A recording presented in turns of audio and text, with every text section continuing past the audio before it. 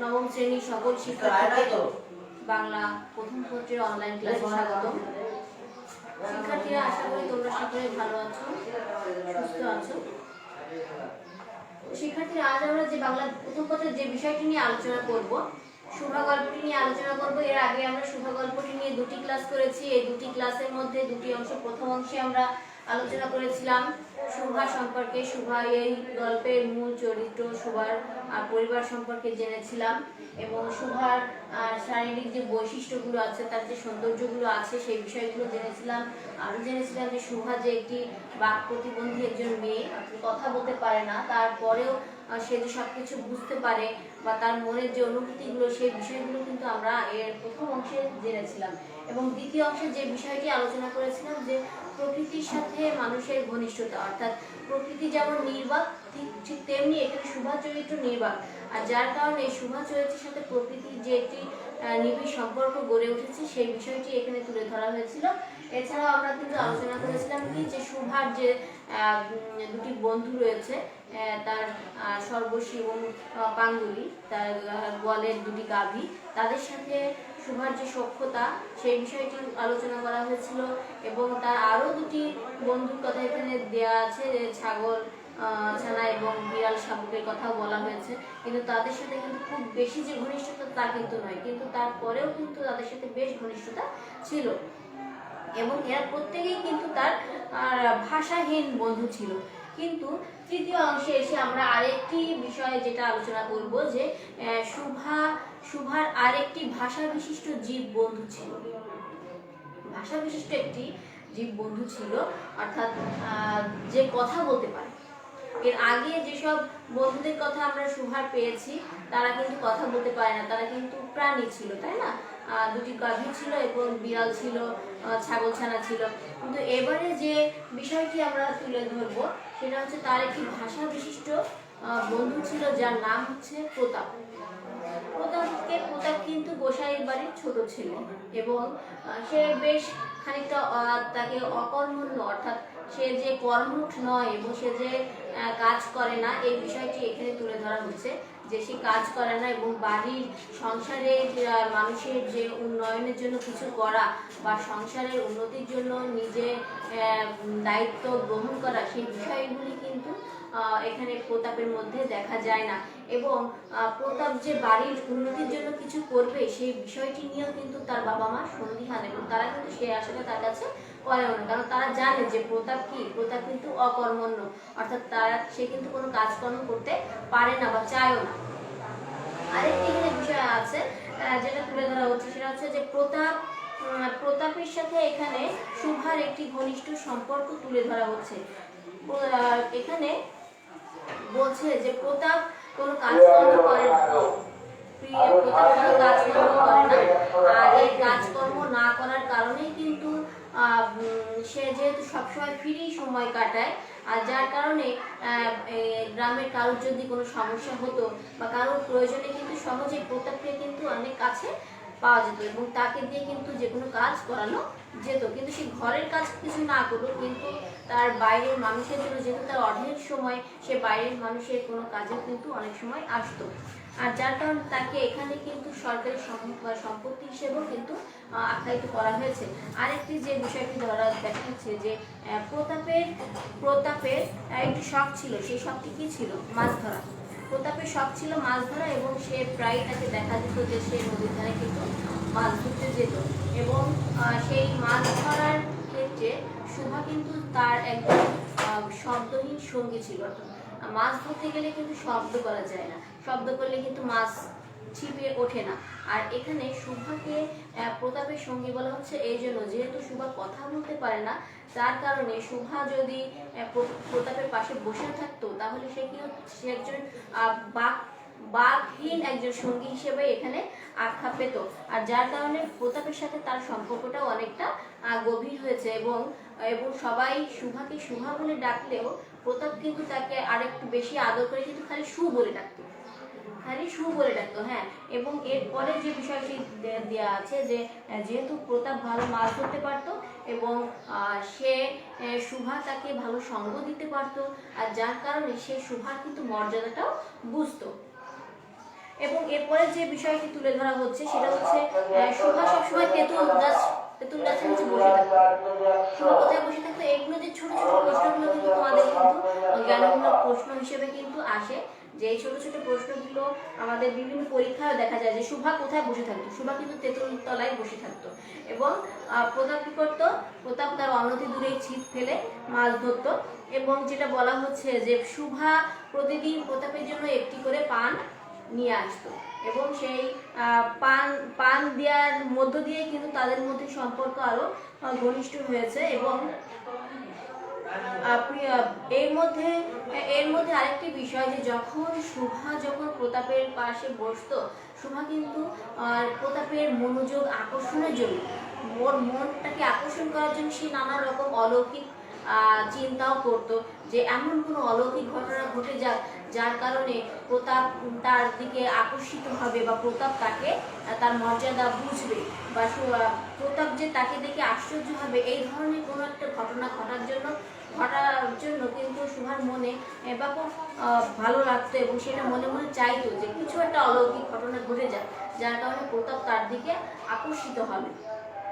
যেমন ধরো যে অনেক সময় সুভা মনে করতো যে সে যদি জলকুমারী হতো তাহলে সে কি করতো? তাহলে সে জল থেকে উঠে আস্তে আস্তে জল থেকে উঠে প্রতাপের সামনে আসতো এবং প্রতাপকে কিছু দিত, তাকে মুক্তা, হীরা মুক্তা এগুলো তাকে উপরে দিয়ে যেত। এবং প্রতাপ কি করতো? প্রতাপ ওই ছিপ রেখে দিয়ে সে ওই মণিটা নিত এবং সেও আস্তে করে কি করতো? পানিতে ডুব দিত। এবং পানির নিচে ডুব দিয়ে সে কি দেখতো? যে ওখানে একটি রূপার আর একটা প্রাসাদ রয়েছে যেখানে অনেক হীরা মানিক মুক্তা রয়েছে। এবং সেখানে কে বসে থাকবে? সেখানে বসে থাকবে হচ্ছে এই বাণীকণ্ঠের এই বোবা মেয়েটি, সেখানকার পাতালপুরী রাজকন্যা হিসেবে সে ওখানে অনেক মণিমুক্তার মধ্যে ওখানে বসে থাকবে। কিন্তু সেটা না হয়ে সেটা কি করলো? সে কিন্তু সাধারণ বাণীকণ্ঠের সাধারণ ঘরে কিন্তু জন্মগ্রহণ করেছে। এই বিষয়গুলো কিন্তু সুভা মনে মনে ভাবতো এবং এইগুলোর মধ্য দিয়ে কিভাবে প্রতাপের মন জয় করা যায় সেই বিষয়গুলো কিন্তু ও চেষ্টা করতো মন জয় করার। কিন্তু তারপরেও এই ধরনের কিছু অলৌকিক ঘটনা ঘটেনি, আর যার কারণে কি হচ্ছে? যার কারণে কিন্তু শোভার সেই ধরনের কোনো প্রতাপকে যে আশ্চর্য করে তুলবে সেই ধরনের কোনো কাহিনী কিন্তু এর ভিতরে নেই। এরপরে বলছে যে শোভার বয়স দিন দিন তো বেড়েই চলেছে এবং সে ক্রমাগত নিজেকে অনুভব করতে শিখেছে। এবং এরপরে একটা বিষয় দেখা গেছে যে অনেক বিষয় আছে, এখানে আমরা কয়েকটি কথা বই থেকে সরাসরি তুলে ধরবো, যে এখানে সুভার কিছু মনের কথা রয়েছে যেগুলো আমরা বই থেকে সরাসরি পড়বো। যেমন দেখো, সুভার বয়স ক্রমে বাড়িয়া উঠিতেছে, ক্রমে সে যেন আপনাকে আপনি অনুভব করিতে পারিতেছে, যেন কোনো একটি পূর্ণিমা তিথিতে কোনো একটা সমুদ্র হইতে একটি জোয়ারের স্রোত আসিয়া তাহার অন্তরাত্মাকে এক নতুন অনির্বচনীয় চেতনা শক্তিতে পরিপূর্ণ করিয়া তুলিতেছে। সে আপনাকে আপনি দেখিতেছে, ভাবিতেছে, প্রশ্ন করিতেছে এবং বুঝিতে পারিতেছে না। সে কি বলছে? যে এখানে সুভার কিন্তু বয়স বয়স বাড়ার সাথে সাথে কিন্তু সে নিজেকে কিন্তু অনুভব করছে এবং সেই সাথে সাথে সে এখানে সুন্দর একটি সূক্ষ্ম একটা প্রকৃতি বর্ণনাও যেমন দেওয়া আছে যে কোনো একটি পূর্ণিমা তিথিতে একটি সমুদ্র হইতে একটি জোয়ারের স্রোত, সমুদ্র থেকে জোয়ারের স্রোত যখন কূলের দিকে আছড়ে পড়ে সেই স্রোতের সাথেই তুলনা করছে কে? সুভা তুলনা করছে নিজেকে এবং সেই স্রোতের সাথে মনে করছে জোয়ারের স্রোত যেমন তুলে এসে বাড়ি খায়, ঠিক তেমনি তার মনের মধ্যেও একটি অনুভূতি যেটা জন্ম নিচ্ছে, কারণ কি তার বয়সও কিন্তু বেড়ে চলেছে, তাই না? এবং যার কারণে তার নিজের মনের মধ্যে নিজের সম্পর্কে কিন্তু বিভিন্ন ধরনের অনুভূতি এসে প্রকাশ পাচ্ছে। কিন্তু তার মন কি চাচ্ছে বা কি অনুভূতি তার ভিতরে আসছে বা বুঝছে, কিন্তু সে এই বিষয়টা কোনো কিছু ধরতে পারছে না বা বুঝতে পারছে না যে আসলে তার মনটা কি চাইছে। কিন্তু সে এতটুকু বুঝতে পারছে যে তার মনের মধ্যে কোনো একটি অনুভূতি এসে বাড়ি খাচ্ছে, অর্থাৎ সমুদ্রের স্রোতের মতো, কিন্তু সেই অনুভূতিটাকে সে কল্পনাই করে যাচ্ছে, কিন্তু সে কিন্তু ধরতে পারছে না, বুঝে উঠতে পারছে না। এরপরে যে বিষয়টি দেওয়া আছে যে গভীর পূর্ণিমা রাত্রে সে একদিন ধীরে শয়ন গৃহে দ্বার খুলিয়া ভয়ে ভয়ে মুখ বাড়াইয়া বাহিরের দিকে চাহিয়া দেখে পূর্ণিমা প্রকৃতির সুভার মতো একাকিনী সুপ্ত জগতের উপর জাগিয়া বসিয়া। এবং সে মাঝে মাঝে কি করে, মাঝে মাঝে সে গভীর রাতে কি হয়, দরজা খুলে বাইরে যায় এবং বাইরে গিয়ে দেখে যে শোভা যেমন নিজেকে একাকিনী ভাবে, তার মধ্যে যে একাকিত্ব রয়েছে সেগুলো সে যেমন অনুভব করে, ঠিক তেমনি রাতের চাঁদের যে আলো, জ্যোৎস্নার যে প্রকৃতি, সেই প্রকৃতিও কিন্তু অনেকটা নিস্তব্ধ, অনেকটা একাকী। এই বিষয়টা কিন্তু সে তার নিজের জীবনের সাথে ওই রাতের যে প্রকৃতি, এই প্রকৃতির কিন্তু একটা সম্পর্ক সে এখানে মিল করার চেষ্টা করছে।